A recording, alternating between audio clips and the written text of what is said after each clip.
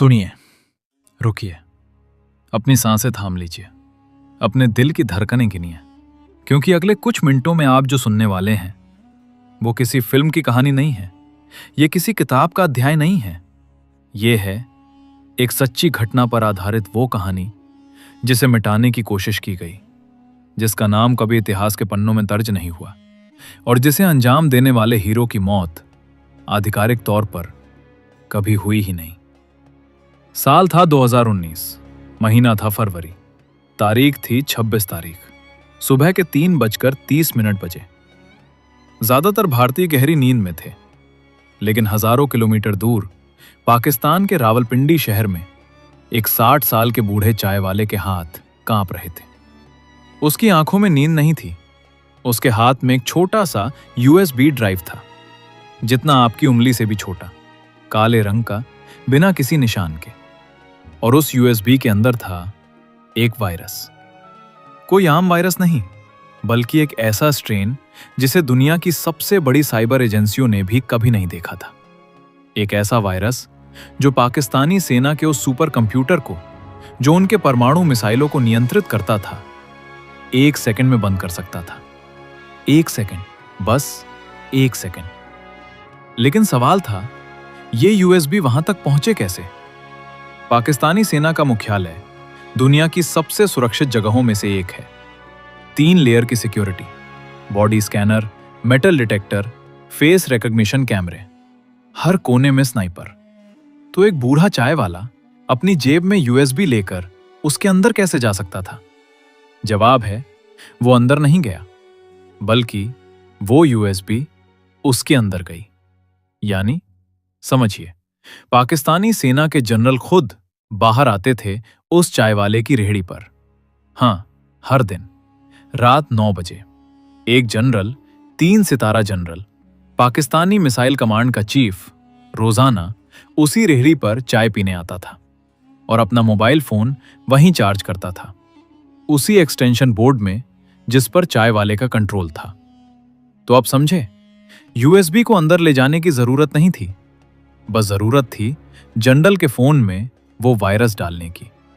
और वो virus general के फोन से ऑटोमेटिकली उनके ऑफिस के कंप्यूटर में चला जाता, रातों रात, बिना किसी को पता चले। और फिर उस कंप्यूटर से पूरे मिसाइल नेटवर्क में जैसे जहर खून में घुलता है, बस एक चुटकी और पूरा शरीर लकवाग्रस्त। लेकिन यह प्लान इतना आसान नहीं था जितना लगता है। इसके पीछे था 11 महीने की मेहनत, 11 महीने की जासूसी, 11 महीने की रेकी, 11 महीने की प्रतीक्षा। और इस प्लान को डिजाइन करने वाला शख्स था कोई विदेशी जासूस नहीं, बल्कि एक भारतीय, जो दिल्ली की गलियों में पला बड़ा था, जिसने कभी IIT नहीं की थी, जिसने कभी साइबर सिक्योरिटी की कोई डिग्री नहीं ली थी, बल्कि वो था एक सेल्फ टॉट हैकर, जो स्कूल के दिनों में दूसरों के फेसबुक अकाउंट हैक करता था मजाक के लिए। लेकिन आज वो भारत के सबसे खतरनाक साइबर योद्धाओं में से एक था। उसका नाम था अनंत श्रीवास्तव और उसकी टीम का कोड नेम था ऑपरेशन काली देवी। ये नाम क्यों? क्योंकि काली देवी विनाश की देवी हैं और ये ऑपरेशन विनाश के लिए ही बना था। पाकिस्तानी सेना के उस नेटवर्क का विनाश जो सालों से भारत के खिलाफ आतंकी हमलों को फंड कर रहा था। लेकिन क्या अनंत सफल हुआ? क्या वो USB उस जनरल के फोन में लग पाई?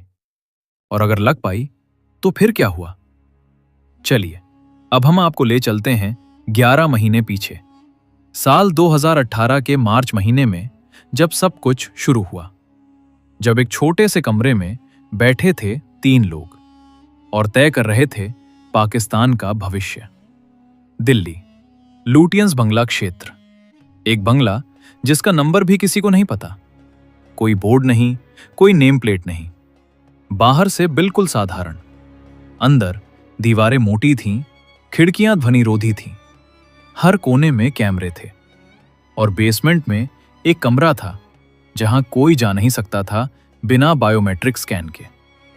उस कमरे में उस दिन 3 लोग बैठे थे। पहले थे राष्ट्रीय सुरक्षा सलाहकार अजीत डोभाल, वो शख्स जिसे पाकिस्तान की खुफिया एजेंसी आईएसआई भी डरती थी। दूसरे थे रॉ के चीफ सामंत गोयल, एक ऐसा आदमी जिसका चेहरा कभी अखबार में नहीं छपा। और तीसरे थे अनंत श्रीवास्तव, 32 साल का एक युवा, सादा कुर्ता पहने, आंखों पर मोटा चश्मा, हाथ में लैपटॉप, विनम्र, शांत। लेकिन उसकी आंखों में एक आग थी, वो आग जो सिर्फ उन लोगों में होती है जिन्होंने अपने परिवार को खोया हो। दरअसल अनंत के बड़े भाई मेजर अमित श्रीवास्तव 2016 के उरी हमले में शहीद हो गए थे। 4 आतंकी घुस आए थे सेना के कैंप में, ग्रेनेड फेंके, मशीन गनों से फायरिंग की और 19 जवानों को शहीद कर दिया। उनमें से एक थे अमित। अनंत उस दिन घर पर था। उसकी भाभी रो रही थी। उसकी 2 साल की भतीजी अपने पापा को बुला रही थी। पापा कहाँ हैं? अनंत ने उस दिन कसम खाई थी जवाब देने की, वो भी ऐसा जवाब जिसकी मिसाल इतिहास में ना हो। और आज वो उसी कमरे में बैठा था अपनी कसम पूरी करने। दोभाल ने कहा, अनंत, हमें एक ऑपरेशन प्लान करना है, कोड नेम काली देवी। लेकिन ये कोई सर्जिकल स्ट्राइक नहीं है, ये साइबर वॉर है। हमें पाकिस्तान के मिसाइल सिस्टम में घुसना है, उन्हें डिसेबल करना है, लेकिन बिना पता चले, बिना कोई सुराग छोड़े। अनंत ने पूछा, क्यों? दोभाल ने स्क्रीन पर एक मैप खोला। ये देखो, ये है पाकिस्तान का मिसाइल कमांड सेंटर रावलपिंडी में। इसके अंदर वो कंप्यूटर है जो उनकी सारी बैलिस्टिक मिसाइलों को कंट्रोल करता है, गौरी, शाहीन, नासर, सब। अगर ये कंप्यूटर 10 मिनट के लिए भी बंद हो जाए तो पाकिस्तान परमाणु हथियार लॉन्च नहीं कर सकता। 10 मिनट, बस 10 मिनट, इतने में हम उनके सारे ठिकाने ध्वस्त कर सकते हैं।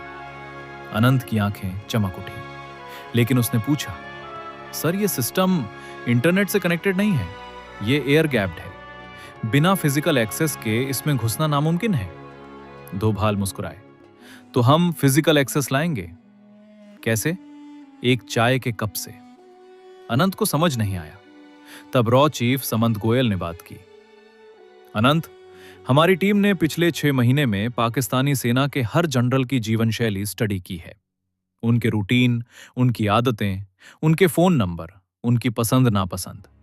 और हमने पाया कि एक general, major general Rashid Malik, हर रात रावलपिंडी के चौरंगी चौक पर एक चाय वाले की रेहड़ी पर जाता है।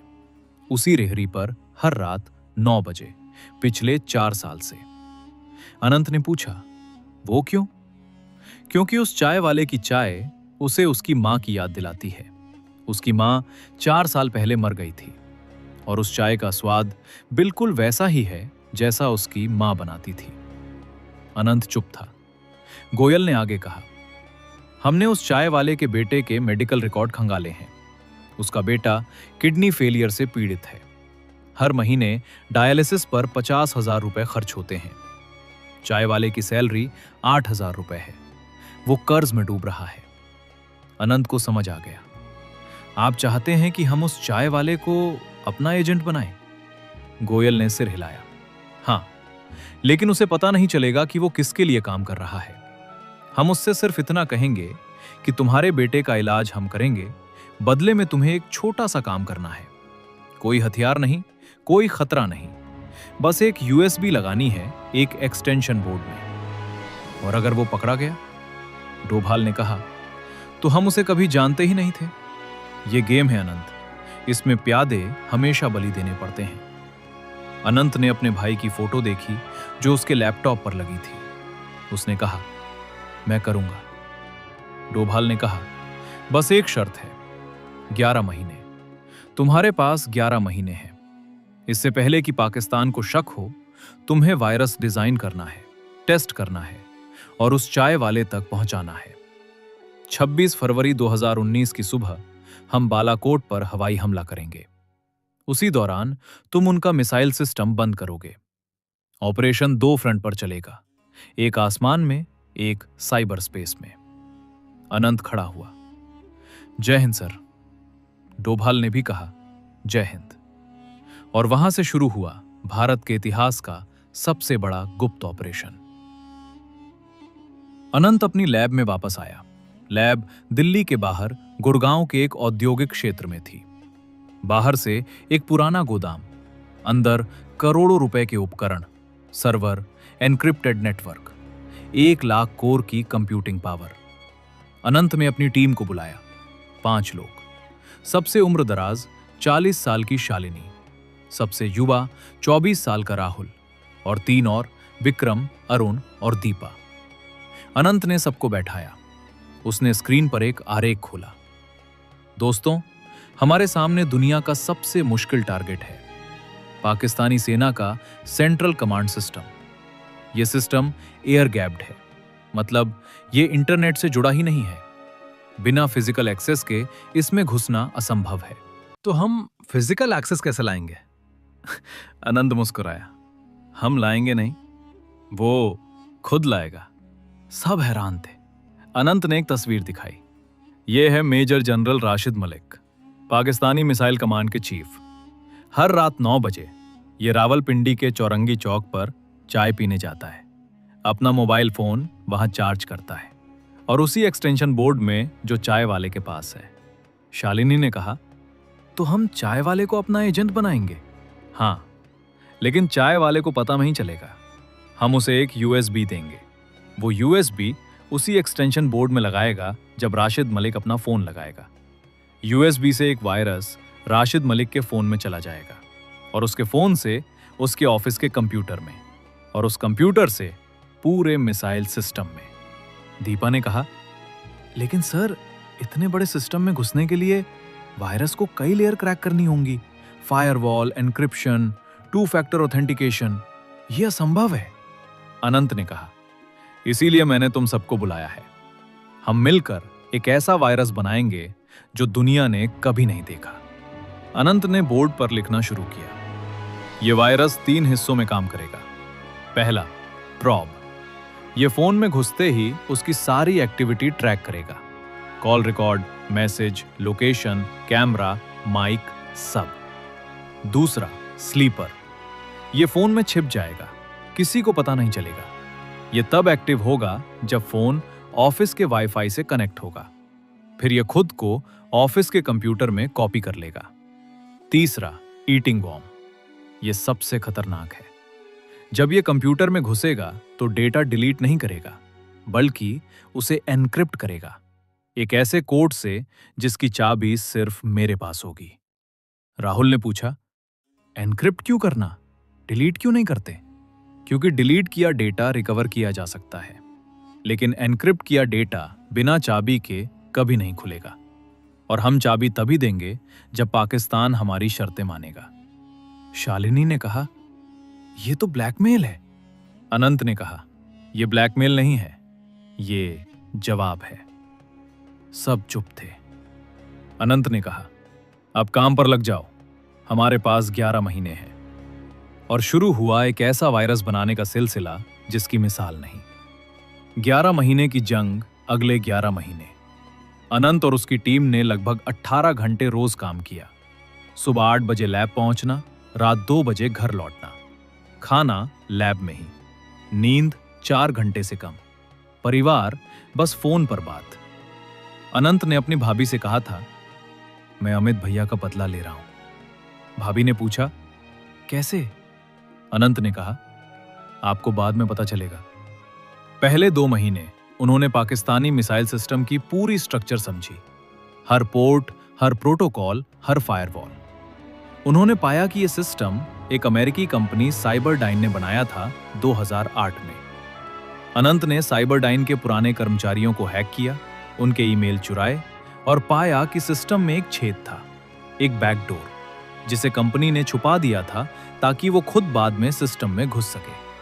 अनंत मुस्कुराया, हम ये बैकडोर इस्तेमाल करेंगे। चौथे महीने में उन्होंने प्रॉब बनाया, 6.2 किलोबाइट का कोड, इतना छोटा कि किसी एंटीवायरस को शक ना हो।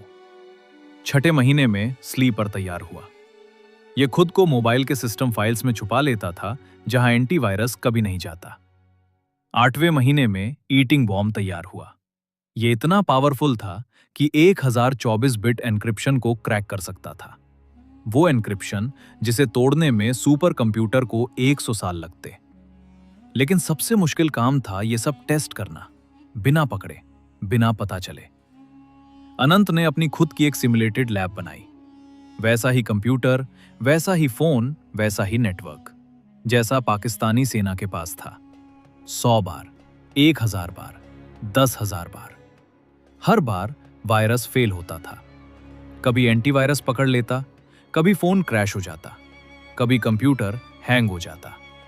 राहुल निराश हो गया था। उसने कहा, सर ये नहीं हो सकता, ये टू हार्ड है। अनंत ने उसकी तरफ देखा। राहुल, तुम्हारे पिता सेना में है ना?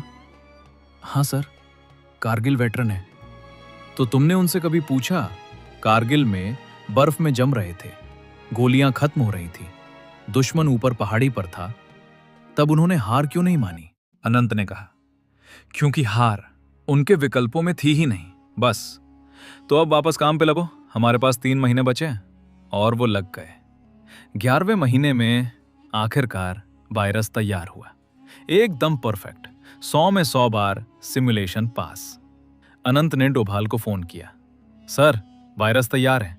गुड, अब बारी है चाय वाले की रावलपिंडी, चौरंगी चौक, एक शाम 7 बजे।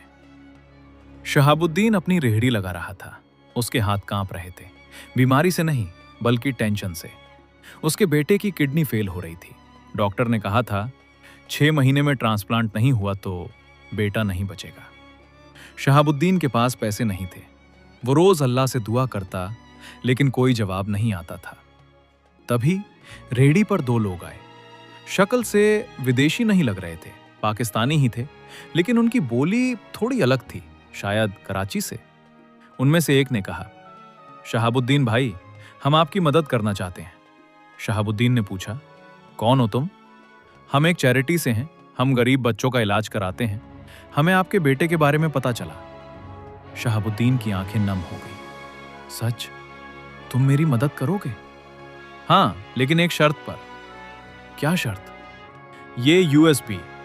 उस आदमी ने अपनी जेब से एक छोटा सा यूएसबी निकाला, काला, बिना किसी निशान के। तुम्हें बस इतना करना है, जब राशिद मलिक साहब चाय पीने आए और अपना फोन लगाए, तो तुम ये यूएसबी उसी एक्सटेंशन बोर्ड में लगा देना, बस 5 सेकंड के लिए, फिर निकाल देना। शहाबुद्दीन के हाथ और कांपने लगे।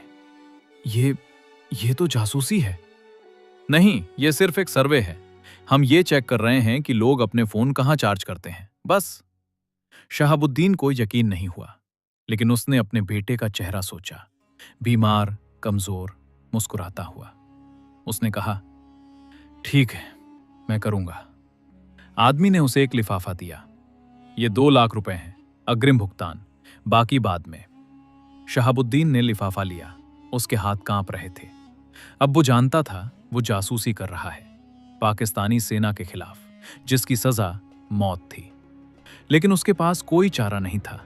जब बेटे की जान सामने हो तो मौत भी छोटी लगती है। शहाबुद्दीन ने यूएसबी को अपनी जेब में रखा और वो रात, वो 5 सेकंड, वो मौत का इंतजार करने लगा। 7 जनवरी 2019, रात 8:45 बजे, रावलपिंडी। ठंड इतनी थी कि सांसें जम रही थी। चौरंगी चौक पर शहाबुद्दीन की रेहड़ी जल रही थी। अलाव जल रहा था।